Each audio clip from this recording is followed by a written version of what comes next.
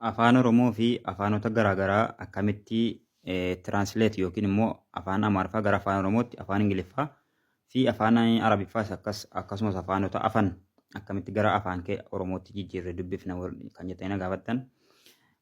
Pilaastorii keessa seentanii Google Translate jettanii sarchi gootu. Yeroo sarchi gootanii Google Translate ta'aa jedhu kana gadi buufattanii jechuudha. Erga gadi buufattanii booda jechuudha fakkeenyaaf afaan Amaariffaa gara afaan Oromootti jijjiiruu barbaaddu yoo ta'e afaan Amaariffaa gara kana qabdu jechuudha. Yookiin immoo asiin gara ruutanii gara kanaan afaan Amaariffaa barbaaddanii afaan Amaariffaa irra keewwattu jechuudha. Mungkin afaan isin barbaaddan as keessa yoo dhabame bakka gubbaa kanatti jechuudha bakka sarchii kanatti asitti barreessitanii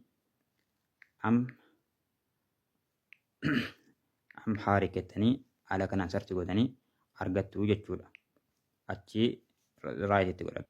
Achi booda gara kana immoo yoo afaan Oromootti Amaariffa gara afaan Oromootti jiru yoo barbaadan afaan Oromoo immoo gara kana qabdu jechuudha. Afaan Oromoo sarkuttanii yoo afaan Oromoo ol barbaaddanii dhabdan akka sarkitanii isin jalaa fagaate bakka mallattoo sarchii kanatti asitti illee Oromoo jettanii sarchi gootu. Haala kanaan jechuudha. Raayititti godhatanii afaan barbaadan jechuudha. Fakkeenyaaf afaan Oromoo immoo gara afaan Amaariffaatti hiikuu barbaadan yoo ta'e fakkeenyaaf as keessu afaan Oromoo asitti fakkeenyaaf amma akkam jirta jennee kan sarchi goone salaam jedha jechuudha. Kun jalatti akkuma argatan jechuudha. Jalatti immoo salaam jedha jechuudha.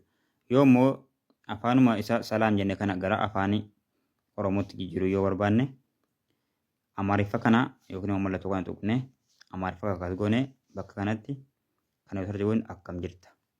Wanta kana qofa miti. Kaammas barreeffamoota suuraa irratti argaman fakkeenyaaf barreeffama afaan Arabiffaanis Ingiliffaanis jiru yookiin Amaariffaanis jiru suuraadhaan yoo sawwaranne bakka kana tuqnee galarii keessatti yoo gadi buufanne jechuudha. Bakka kana tuqnee dhannee suuraa sana finnee zoom goone afaan sana illee hiikuu dandeenya jechuudha. Akkasana.